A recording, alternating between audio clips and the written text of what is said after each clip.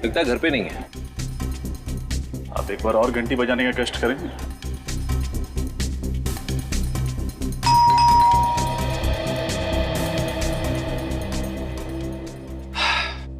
Sir लगता है रश्मि घर पे है नहीं।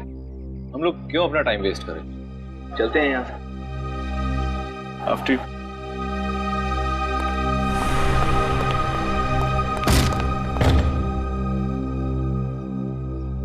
बढ़ा दिया काम इसने भी। चल भाई सूरज, यहाँ तेरी नहीं चलेगी।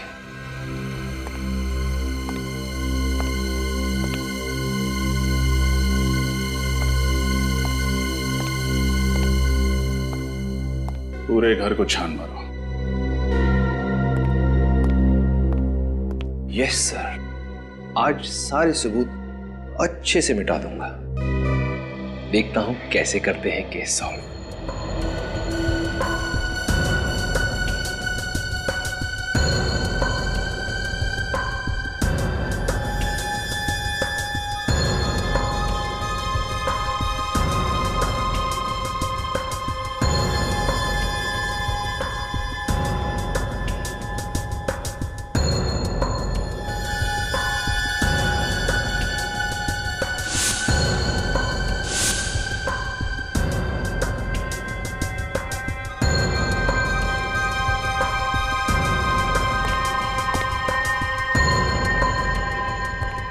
क्या सर, ये सब क्या है?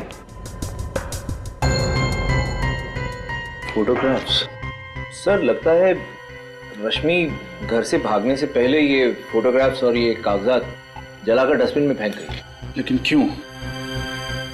रश्मि को इन चीजों से ऐसा क्या खतरा हो सकता था? एक सेकेंड, कुछ कागज के टुकड़े ऐसे भी हैं जो पूरी तरह जले नहीं हैं।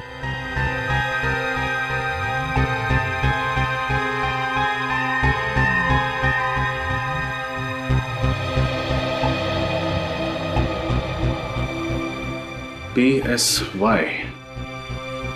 PSY से क्या शब्द हो सकता है? शायद साइकेट्रिस्ट। ये किसी साइकेट्रिस्ट का प्रिस्क्रिप्शन है। लेकिन अब कौन से साइकाइट्रिस्ट का, ये कैसे पता लगेगा? उसकी जरूरत नहीं है सूरज, बस ये पता चल जाए कि रश्मि ये दवाई ले क्यों रही थी, हमारा काम हो जाएगा।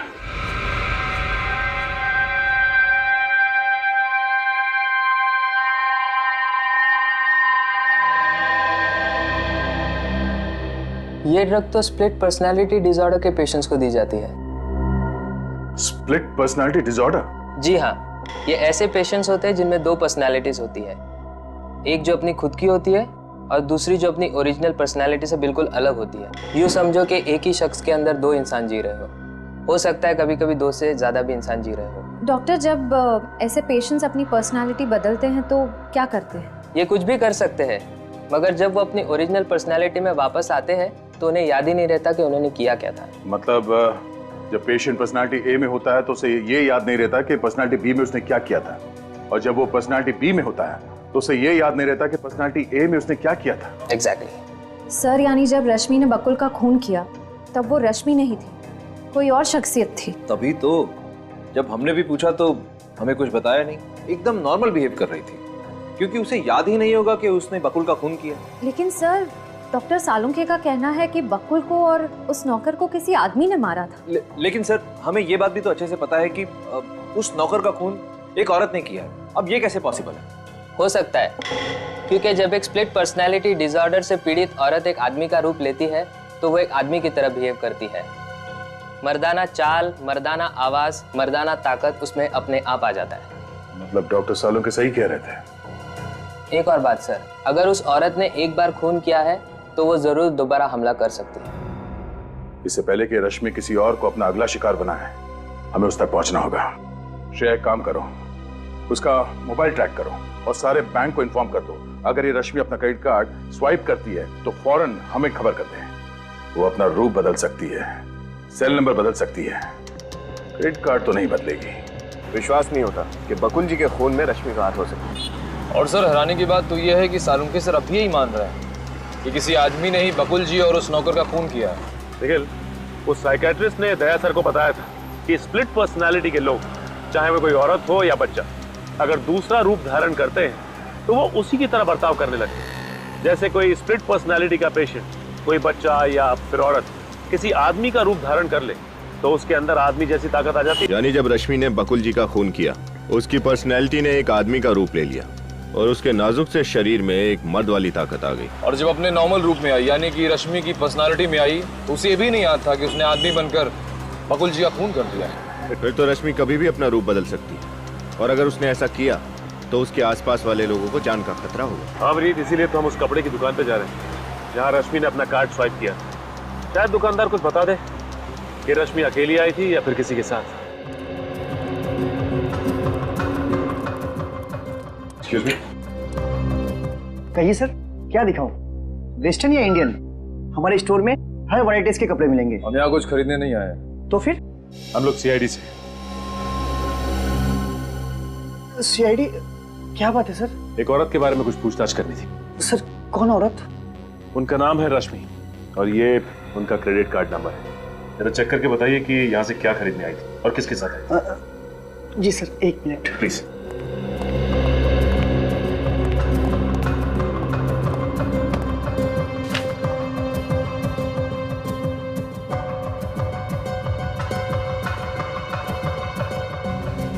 सर, ये हो बिल सर।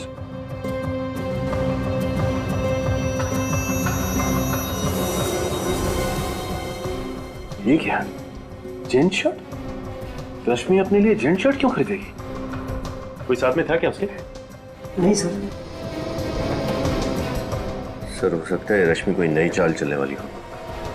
पुनीत, ये भी तो हो सकता है कि उसे स्प्लिट पर्सनालिटी का दौरा पड़ा हो और उसने एक आदमी का रूप धारण कर लिया। हाँ सर, इसीलिए उसने ये जेंट शर्ट खरीदी। सर, एक बात बोलूं? बोलो। सर, वो लड़की थोड़ी खिसकी हुई थी सर। वो बोल कुछ रही थी और कर कुछ रही थी सर। सर, उसे क्या चाहिए था मैं समझ ही नहीं पाया।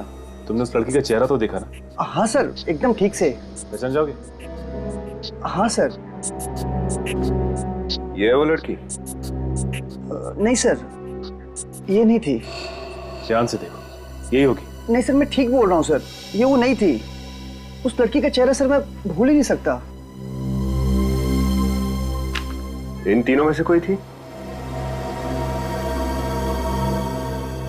नहीं सर, इन तीनों में से कोई नहीं थी। सर, इसका मतलब खूनी कोई और अनजान औरत है। हो सकता है निखिल, इस आदमी को अपने साथ ले लो, उस औरत का स्केच बनवाते हैं।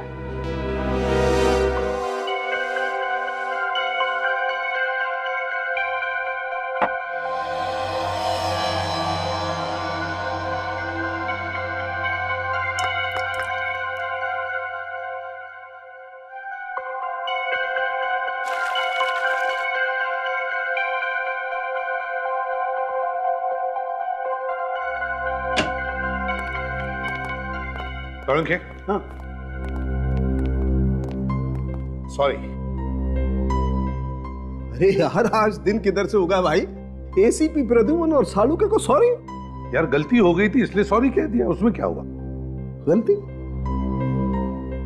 कैसी गलती? सालुके तो कह रहा था ना कि वो खून किसी मर्द ने किया है और हम कह रहे थे कि वो खून किसी औरत ने किया है। तो सही था सालुके। सही था ना? सही था ना? अरे सही कैसे नहीं होगा बॉस? मेरा अंदाजा कभी गलत नहीं होता, बरसों का एक्सपीरियंस है आफ्टर ऑल। आधा सही था तू, आधा। आधा सही मतलब? सालुके, वो जो औरत है ना जिसने खून किया है, वो एक स्प्लिट पर्सनालिटी डिसऑर्डर की मरीज है। उसके ज़हन में, उसके शरीर में जब भी कोई मर्द घुसता है ना तो मर्दों वाला बर्ताव करती है। ओह सी, इंटरेस्टिंग। बट एनीवे, आधा सही तो हूं ना? तो बॉस, इसका मतलब सालुके को रिटायर होने की तो जरूरत नहीं है ना? क्या करूं, छुटकारा भी नहीं, पाला जो पड़ गया तेरे से। अरे यार, यही तो गलत है तुम्हारा। कब बॉस बन जाते हो, कब दोस्त रहते हो, पता ही नहीं चलता। एनीवे, आज सालुके लड़ाई के मूड में बिल्कुल नहीं है। भाई, आज आप लोगों का मनोरंजन नहीं हो सकता है। अरे सर, ऐसी बात क्यों कर रहे हैं आप? सच कह रहे हैं सर। आप लोग जब झगड़ते हैं ना, तब मनोरंजन नहीं हमें टेंशन हो जाती है। टेंशन होती। सालुंखे साहब, हाँ ये देखिए। एक मिनट बस। क्या? ये फोटो। ओह, गुड जॉब तारिका। तुम एक काम करो, बाकी के फोटोज भी साफ करो। सर। बस मैं तुम्हें कुछ दिखाना चाहता हूँ। पंकज, लाइट ऑफ करो जरा।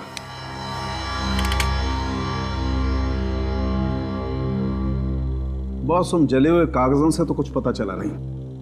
देखते हैं इस फोटो से क्या पता चलता है। ये तो स्कूल यूनिफॉर्म पहनी हुई किसी बच्ची की फोटो है। हाँ, 10-12 साल की उम्र लगती है। और लगता है उस लड़की के साथ कोई लड़का भी खड़ा है। सर, आप कैसे पता चलेगा कि ये लड़की कौन है और उसके साथ ये लड़का कौन है? अभी पता लगेगा। रश्मि? रश्मि की बचपन की फोटो है ये। लेकिन सर, कोई अपने बचपन की फोटोज क्यों जलाएगा? लोग ये सब तभी करते जब वो कुछ छुपाना चाहते हैं। हाँ सर, मतलब रश्मि के साथ बचपन में कुछ ऐसी बात हुई है जिसे वो छुपाना चाहती है। जरूर फ्रेडी, ऐसा ही हुआ होगा। लेकिन लगता है रश्मि उसके फोटो में वो जो लड़का खड़ा है ना, उसकी तस्वीर मिटाना चाहती है। यस सर, अब इस लड़के का पता लगाना पड़ेगा। मगर कैसे सर? फोटो में तो कुछ दिख रहा ही नहीं है। क्यों नहीं दिख रहा है? देखो अभी, देखो उस बैच पर क्या लिखा है। DAG public school, DAG public school. Hello Shashi, अच्छा सुनो, वो 1995 का जो बैच था ना, उसका एडमिशन फॉर्म मुझे चाहिए। हाँ, रश्मि नाम की स्टूडेंट का। जी जी, 5th स्टैंडर्ड। ओके ओके, ठीक है। सॉरी, आप लोगों को 2 मिनट और वेट करना पड़ेगा। आप लोग चाय या कॉफी कुछ लेंगे? जी नहीं आप, थैंक्स। मैडम, ये फाइल।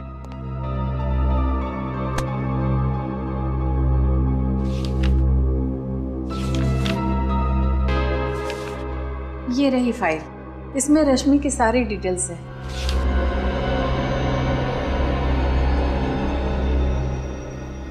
लेकिन इस फाइल से हमें खास जानकारी नहीं मिलने वाली। कुछ और बता सकती हैं आप रश्मि के बारे में? जी नहीं, इस बारे में मुझे और कुछ पता नहीं। एक मिनट सर, मुझे इस लड़की का चेहरा देख के कुछ याद आ रहा है। इसका एक बड़ा भाई था जो फुटबॉल बहुत अच्छी खेलता था। वो हमारे स्कूल की टीम में था। आपको पूरा यकीन है? जी सर। क्या नाम था उसका और कौन सी क्लास में पढ़ता था? सर, नाम और क्लास तो याद नहीं है। हाँ सर, वो इससे 2-3 साल बड़ा था सर। 2-3 साल बड़ा था। ये 1995 की 7वीं और 8वीं क्लास की रिकॉर्ड फाइल लेके आइए प्लीज। वो होठ थोड़ा पतला होगा। सर, ये रश्मि कहीं फेस बदल के तो नहीं गई थी गारमेंट शॉप में? इसी वजह से शॉपकीपर उसे पहचान नहीं पा रहा है। हो सकता है अभिजीत, बिल्कुल हो सकता है। हाँ पंकज। जी सर। ये नीता, निकिता और शिखा तीनों को बुलाया ब्यूरो में? जी सर, श्रेया उन्हें लेके आती होगी। गुड। स्केच रेडी है सर।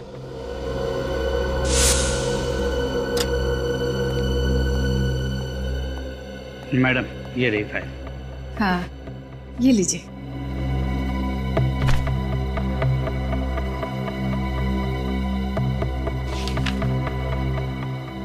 निखिल, रश्मि के घर से जो फोटोग्राफ्स मिली थी बोला ना? सॉरी।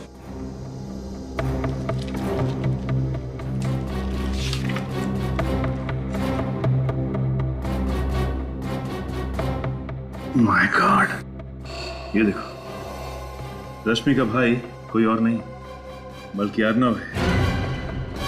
मतलब ये प्लानिंग इन दोनों भाई बहन ने मिलकर की थी।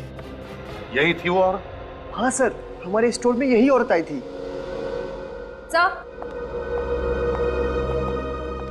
आइए आइए,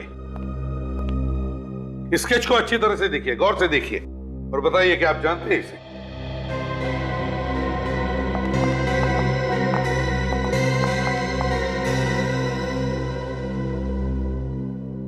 नहीं सर।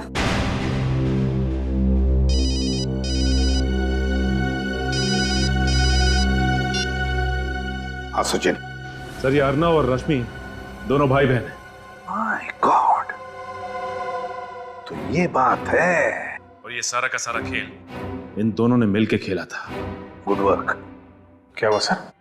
अभिजीत, रश्मि और अर्नव सगे भाई बहन हैं। क्या सगे भाई बहन? हाँ, सगे भाई बहन। क्यों नहीं ताई, आपको तो पता था ना कि रश्मि और अर्नव सगे भाई बहन? नहीं सर, मुझे बस इतना पता था कि रश्मि बकुल की सेक्रेटरी है। वो दोनों भाई बहन है ऐसा तो मुझे कुछ नहीं पता। और शिखा जी, आपको भी नहीं मालूम कि रश्मि अर्नव की बहन है? नहीं सर, मुझे इसके बारे में कुछ नहीं पता। बड़ी अजीब बात है, आप तो अर्नव की मंगेतर है ना, और आपको ही नहीं पता? सर, अर्नव ने मुझे इसके बारे में कुछ भी नहीं बताया था। ठीक है, आप लोग जा सकती हैं।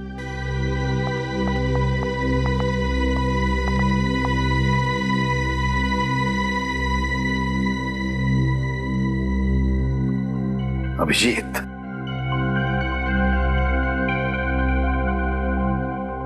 अभिजीत तुम कह रहे थे ना कि औरत भेष बदल कर भी आई होगी। कुछ दिमाग में आ रहा है, कुछ दिमाग में आ रहा है। श्रेया, अर्नव की फोटोग्राफ कंप्यूटर में निकालो। सब ये रहा अर्नव का चेहरा। अब श्रेया, अर्नव के इस चेहरे पर स्केच में जो जो है वो सब बनाओ। ये ऐसे बाल, ये कानों में बालियां और ये लिपस्टिक।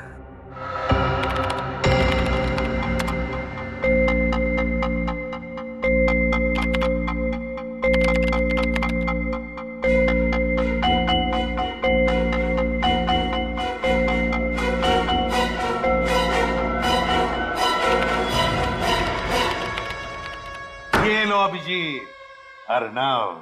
इसका मतलब रश्मि को नहीं, इस अर्नव को स्प्लिट पर्सनालिटी डिसऑर्डर है सर। हाँ अभिजीत, और हम तो समझ रहे थे कि रश्मि ही खूनी है। याद है वो कपड़े का टुकड़ा जो हमें बकुल के फार्म हाउस से मिला था? उस कपड़े के टुकड़े पर चमड़ी, स्किन के अंश मिले थे। वो चमड़ी जरूर इस अर्नव की ही है। सर, इसका मतलब कि अर्नव ने लड़की के कपड़े पहने और बकुल का मर्डर कर दिया? एग्जैक्टली। और सर, इस रोग की वजह से उसे पता भी नहीं होगा कि औरत बनकर वो कितने भयानक जुर्म कर रहा है। और ऐसे मरीज को खुलेआम घूमने देना मतलब खतरों से खेलना है। अभिजीत, इस अर्नव के दोनों रूप पूरे शहर में फैला, पूरे शहर में। देखते हैं बचकर जाएगा कहां। सर, अर्नव तो अपने घर पर मिला नहीं, अब कहां ढूंढे उसे? हाँ सर, और उसकी गाड़ी भी उसके बंगलों पर नहीं थी। बच के जाएगा कहां? मैंने शहर के सारे चेक पोस्ट और टोल नाके पे खबर कर दी है, सारे पुलिस स्टेशन को भी इन्फॉर्म कर दिया है। इस अर्नव के दोनों रूप के फोटो और रश्मि के फोटोग्राफ्स भी दे दिए हैं। कोई ना कोई कहीं ना कहीं तो जरूर इन दोनों को देखेगा। सर, हो सकता है वो शहर से बाहर निकल गए हों। नहीं श्रेया, टोल नाकों वालों से पता चला है कि अभी तक अर्नव मुंबई से बाहर नहीं गया। सर, ये भी तो हो सकता है कि उसने अपनी गाड़ी कहीं बीच रास्ते में खड़ी कर दी हो और पैदल या किसी और रास्ते से शहर से बाहर निकल गया। हो सकता है। सर, अर्नव के आसपास के सभी लोगों को उससे बहुत खतरा है। उसकी बीमारी की वजह से वो किसी भी वक्त कुछ भी कर सकता है। हेलो, इंस्पेक्टर दया बोल रहा हूँ। क्या? कहाँ पे? ठीक है, उस पर नजर रखो, हम लोग बस पहुंच ही रहे हैं वहां पे।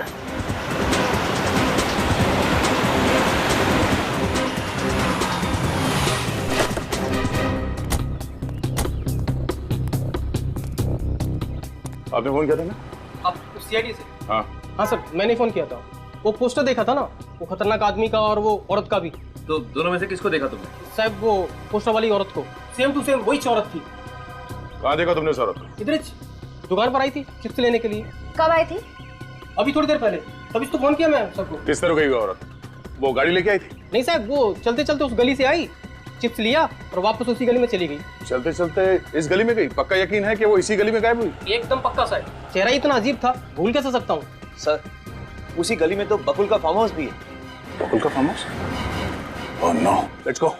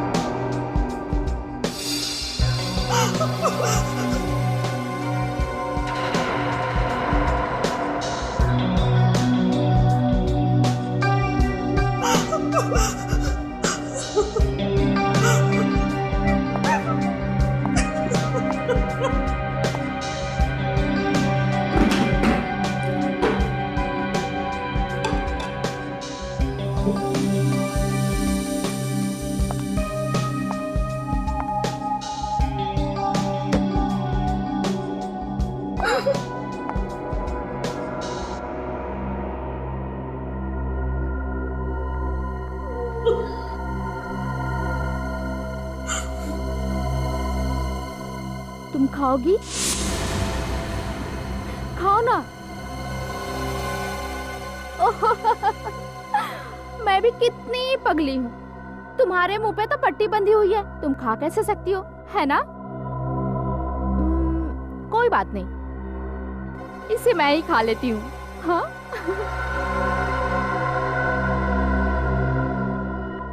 लेकिन तुम्हारी आंखें तो खुली है ना, तुम तो मुझे देख सकती हो, आंखों पे पट्टी नहीं है, तो तुम मुझे खाता हुआ देखो।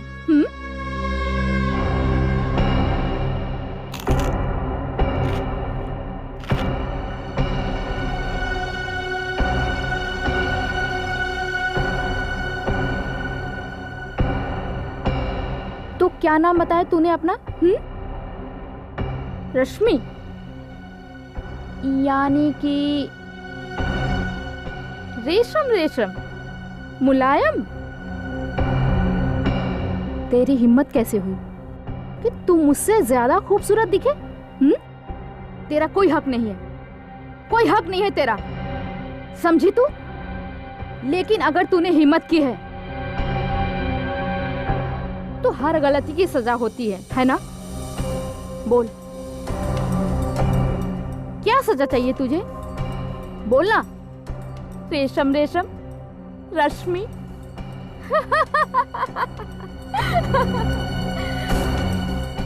क्या हुआ? दर्द हो रहा है? लेकिन सजा मिलने से पहले मैं तुझे अपना सुंदर नृत्य दिखाना चाहती हूँ। हो जाए?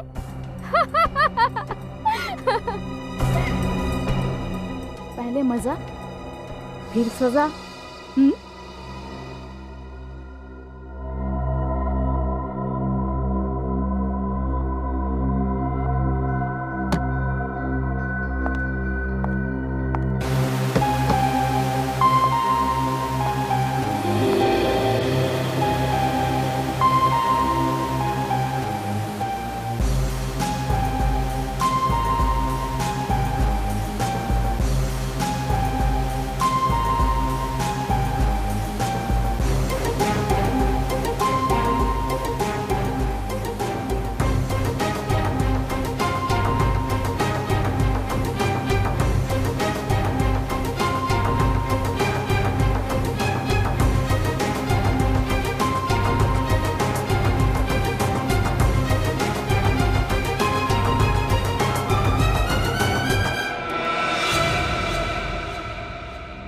बहुत तरस आता है मुझे तेरे पर, बहुत तरस, पर मैंने अपने आप को समझा लिया है कि दया माया छोड़ दूं और तुझे मारकर दया से मुक्त हो जाऊंगी और तू अपने इस जीवन से मुक्त हो जाएगी।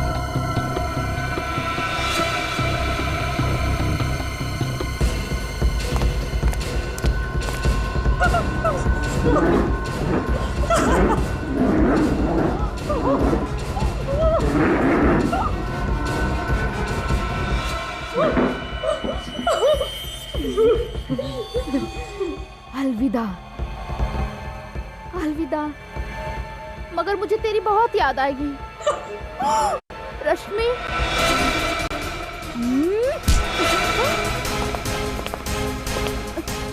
कौन हो तुम?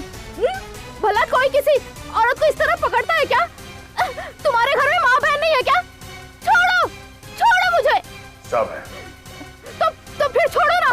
ओ भाई साहब, बोलो ना इन्हें, कितना बदतमीज है। छोड़ो। चलो शांत हो जाओ। बदतमीज? बैठ, शांत हो जाओ। अब मैं आ गया हूं ना, तुम्हें कोई कुछ नहीं कहेगा, समझे? हाँ समझी। बीमार रही है, इस वक्त ही अपने आप को एक औरत समझ रहा है। खून किया है मगर जुर्म का एहसास नहीं से। अजीब बीमारी है सर, ऐसा लगता है जैसे एक ही शरीर में दो लोग हैं। हाँ, जब ये लड़की बन जाता है तो उसे याद नहीं रहता कि जब ये अर्नव था किसने क्या किया था, और जब अर्नव बन जाता है तो लड़की के रूप में क्या किया वो भूल जाता है। रश्मि, तुमने हमसे ये बात क्यों छुपाई कि अर्नव तुम्हारा भाई है? सब मैं डर गई थी। मुझे लगा कि अगर मैंने आपको भैया की बीमारी के बारे में बता दी तो आप इन्हें मुझसे अलग कर देंगे, जेल में डाल देंगे, फांसी दे देंगे। भला इसमें भैया की क्या गलती है कि सब कुछ तो इनकी बीमारी की वजह से हुआ है। तो वैसे सोच भी कैसे सकती हो? तुम्हें पता नहीं था कि ये एक मानसिक रोगी और ऐसे पेशेंट्स को फांसी नहीं होती? और अगर आपने ये बात हमें पहले बता दी होती तो अर्नव का आज इलाज चल रहा होता किसी अच्छे साइकियाट्रिस्ट के पास, और आपकी ये हालत नहीं होती। सर, मैंने भैया का इलाज करने की बहुत कोशिश की मगर ये मानने को तैयार ही नहीं कि ये बीमार है। ये बात तुम्हें समझना चाहिए रश्मि। एक स्प्लिट पर्सनालिटी डिसऑर्डर का पेशेंट तो यही कहेगा ना, उसे तो कुछ याद ही नहीं रहता। सर, इसी डर की वजह से मैं भैया से अलग रहने लगी। भैया कुछ भी कर सकते हैं। अभी आपने देखा ना, अगर आप लोग वक्त पर नहीं आते तो ये तो मुझे मार ही डालते। मुझे नहीं पता था सर कि मेरे जाने के बाद भैया की हालत इतनी बिगड़ जाएगी। तुम चिंता मत करो, किसी अच्छे साइकियाट्रिस्ट को दिखा के अर्नव का इलाज करवाएंगे। अर्नव बीमार है, बुरा नहीं, ठीक हो जाएगा।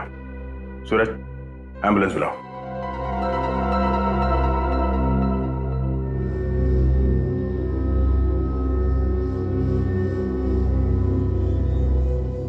Finger on your lips.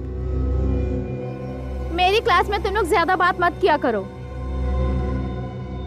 और मैं जो सिखा रही हूँ उसे ध्यान से देखो, समझो, वरना एग्जाम कैसे पास करोगे तुम लोग? हाँ, A2 + B2 इज। कमरे में कोई भी नहीं, मगर उसे लग रहा है कि कमरे में बहुत सारे स्टूडेंट्स हैं और वो गड़बड़ कर रहे हैं। अर्नव की तबीयत बिगड़ती जा रही है। देखिए, फिलहाल वो खुद को एक औरत यानी प्रोफेसर पायल समझ रहा है।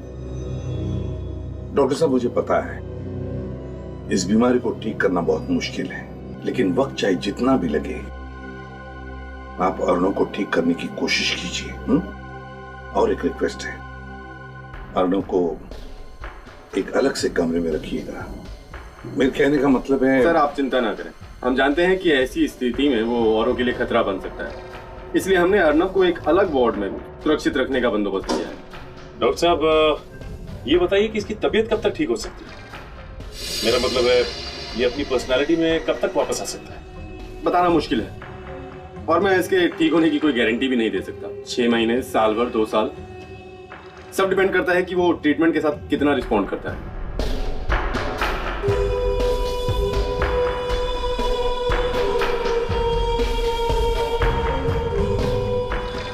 ठीक है डॉक्टर साहब, अब हम चलते हैं। अगर आपको कोई भी जरूरत पड़े अर्नव के लिए तो हमें जरूर कहिएगा। Okay, good bye.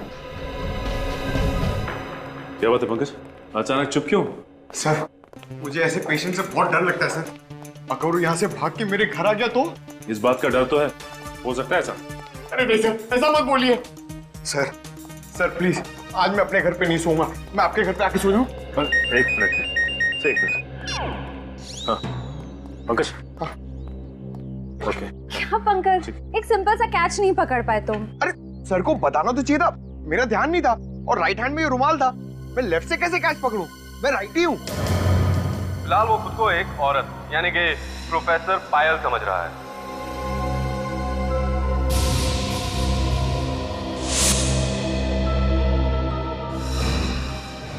और सचिन, ये अर्नव बीमारी का नाटक कर रहा है, बीमार नहीं है वो।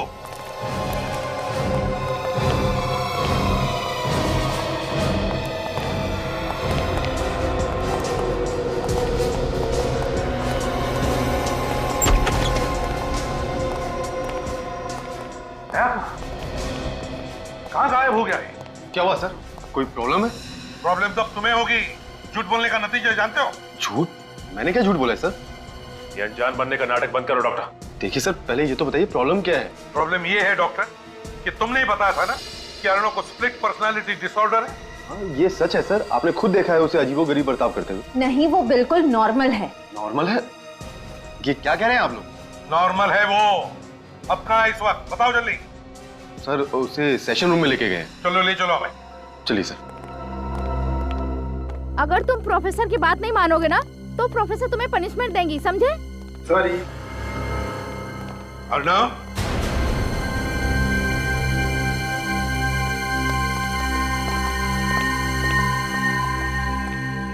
आजकल के बच्चे, बाप रे बाप। नमस्ते टीचर जी।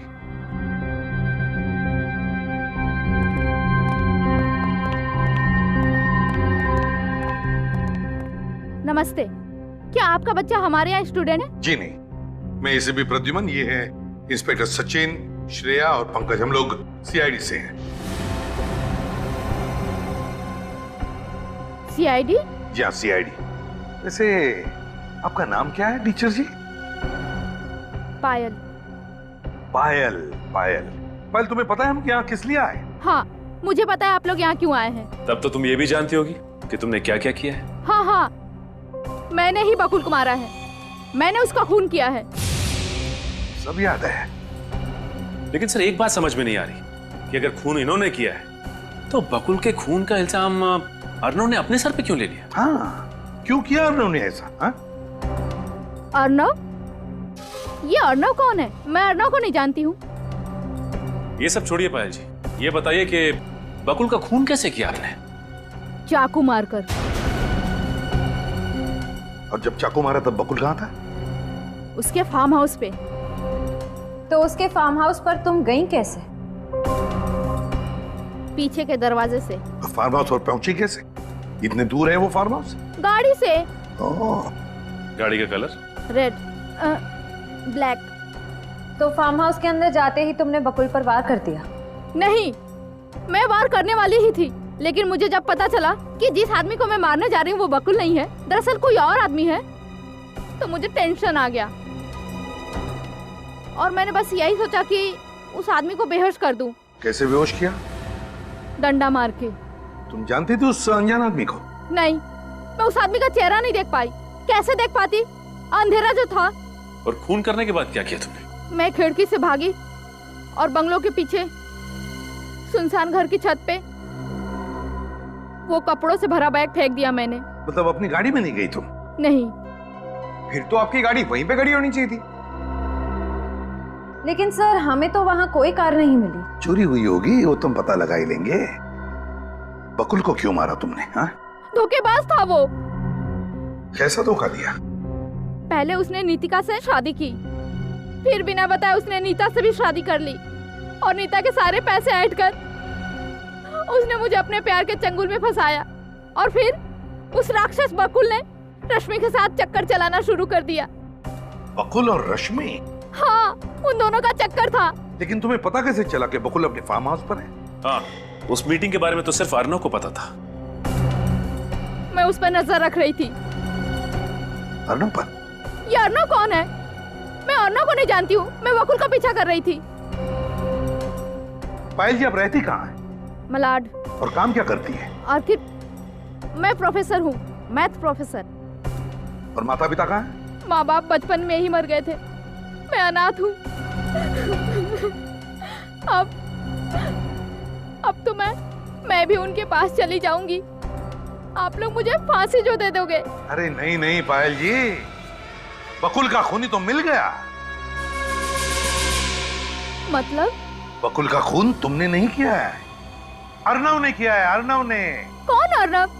ये अर्नव क्या लगा रखा है? मैं किस अर्नव को नहीं जानती हूँ। पायल, अर्नव वही है जिसे तुमने फार्म हाउस में बेहोश किया था।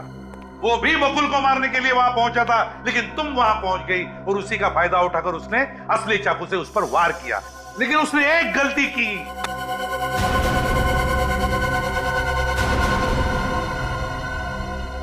एक गलती की।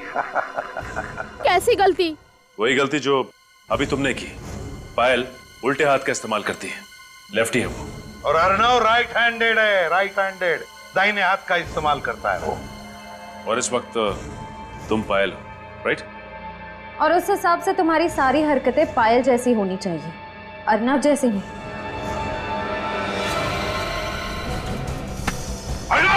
रुक जाओ! रुक जाओ! रुक जाओ!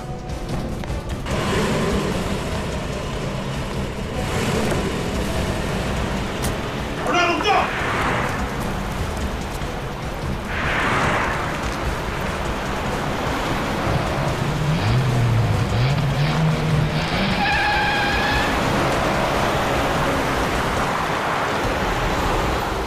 हो रही हूँ डंपर के आगे। निकलना नहीं चाहिए हमारे हाथों से सचिन। नहीं बचेगा सर। पलक झपकते ही हमारे आंखों के सामने से भाग गया। सर ये बहुत चालाक है। ओवरटेक करो उसे। हाँ सर। प्लान बना के आया था वो पहले से ही। देखा, उसी लिए उसका साथी आया था गाड़ी लेकर उसे उठाने के लिए।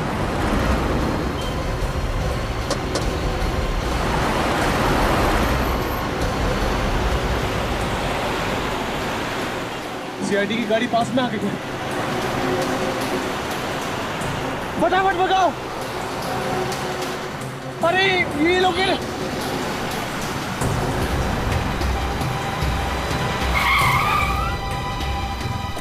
अब क्या करें?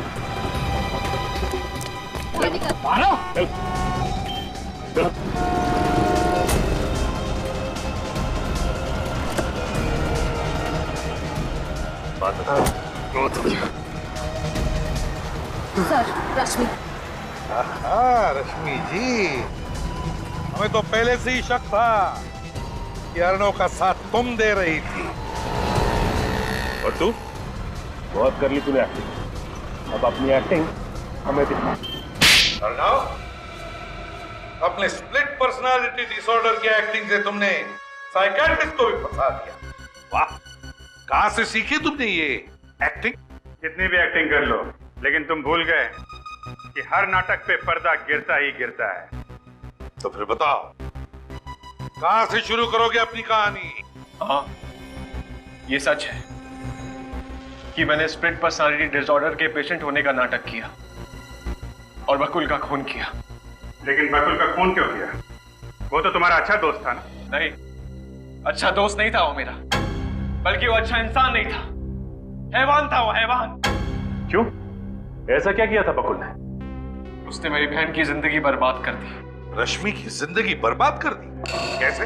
बहरूपिया था, मक्कार था, वो धोखेबाज था, भोली भाली लड़कियों को अपने जाल में फंसाता था, शादी करता था मुझसे उनकी प्रॉपर्टी के लिए। पहले से 2 शादी कर चुका था और मेरी बहन की जिंदगी बर्बाद करना चाहता था फिर से। ये सच है सर, बकुल से मुझे प्यार था, लेकिन मैं उसकी शादीशुदा जिंदगी से बिल्कुल अनजान थी। उसने पहला फुसला कर मेरी सारी प्रॉपर्टी अपने नाम पर करवा दी और मैंने उसे मना तक नहीं किया, ये सोचकर कि वो तो मुझसे शादी करने ही वाला था। फिर एक दिन मुझे सच पता चला कि वो तो पहले से ही शादीशुदा है और उसकी एक नहीं बल्कि 2 पत्नियां, नितिका और दूसरी नीता। मैं उससे मिला, उसे समझाने की कोशिश की। मैंने उसे कहा कि अगर तू मेरी बहन से प्यार करता है तो अपनी बीवी को तलाक दे दे और रश्मि से शादी कर ले। लेकिन उसने ऐसा नहीं किया।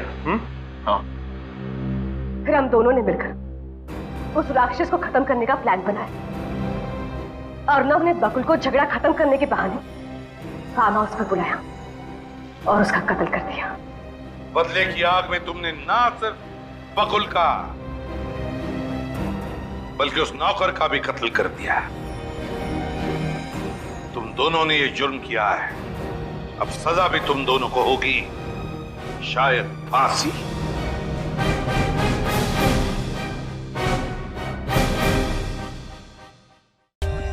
For more updates, subscribe to our channel, click the show links and enjoy watching the videos.